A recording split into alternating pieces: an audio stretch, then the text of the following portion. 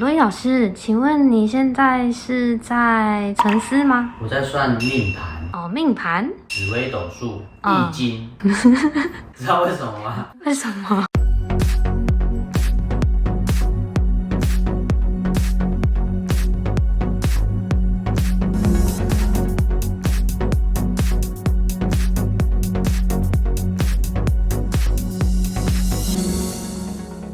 因为我们今天来到的是天云设计Cherry设计师所设计的美式现代风水宅。我们今天要跟大家说明一件事情，就是说如何从毛坯开始啊，就可以让你跟设计师一起配合做一个属于你自己独一无二的风水宅。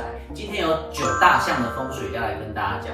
那我们第一大项就开始咯。第一大项就是这边，我们地板啊，当初在施作之前啊，天云设计他们就配合了业主在我们这个地方摆了5地钱，就5地钱做阵仗，就摆了一个形状出来之后呢，再把这个水泥铺面和瓷砖面把它铺上去，这是第一个风水重要的地方，也就是进来玄关的财位。在第二个地方是什么？第二个地方是这一片镜子，它是茶镜，茶镜带着金嘛，所以也象征了一个好兆头。同时，茶镜的我们这个横切面呢，切到我们客厅的窗户那个边角，两边的横切面其实不相冲。其实这是第二个风水很注意的地方。第三个风水重要的地方是这里啦。你看，我玄关门打开之后，我没有跟厨房门对门哦，我是跟厨房门让开了之后呢，从这里进来。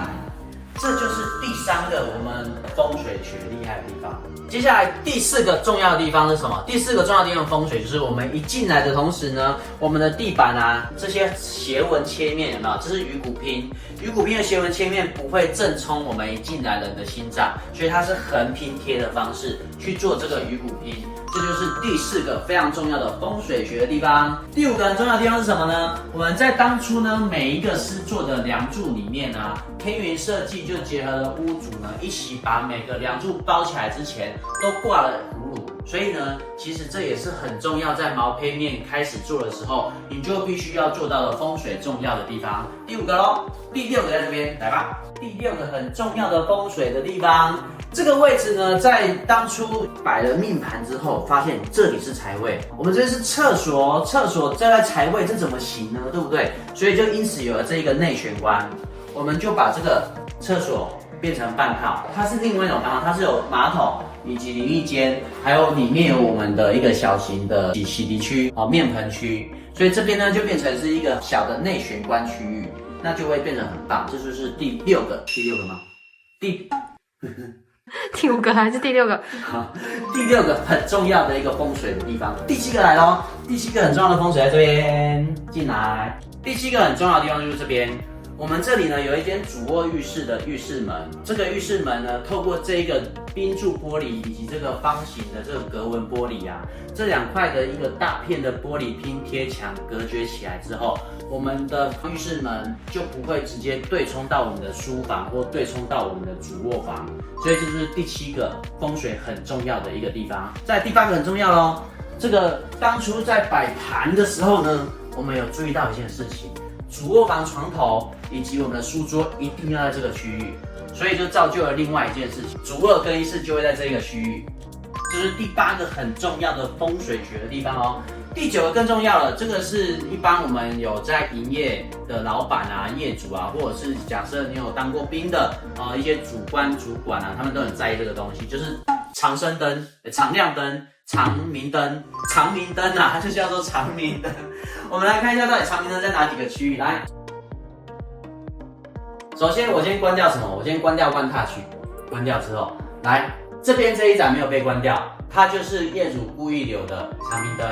来，第2盏，这边也有一盏，也是一样长明灯、风水灯它就是故意留的，和我们设计公司天云设计一起合作之后，沟通完就是在那个区域。再来，另外一盏在这里，财位啦，财位就是一定要让它永亮、永远的恒亮的一个风水灯、长明灯在这个区域。所以呢，这3个区域都是天云设计跟业主呢去沟通而来，需要一个长明灯的地方。那我相信呢，各位如果你有这些风水学上的需求呢，找天云设计绝对是最符合、最贴切你心的一个好的设计公司。老师，我们是不是要结尾了？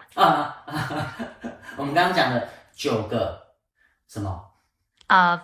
风水的对，风水学的地方。所以我们这9个风水学的地方呢，天云设计与我们的屋主呢，在配合沟通的时候就有讲到，不难，但是他需要师傅和工期上的配合，师傅可能今天迟到或怎样，然后业主呢刚好有时间有空，设计公司呢他也要有这个耐心和贴心去跟屋主互相配合。我想这可能不是每一间设计公司都可以做到的一件事情。那这些9大风水，这绝对是各位你们有在意风水，或者是你们是一个老板，或者是你们觉得这东西跟人的磁场有关系的、有影响的一个事情。天云设计、圈宇设计师绝对适合你在台中的首选。那今天记得关注罗毅老师的频道，记得按赞、订阅、加分享，就这样喽，拜拜。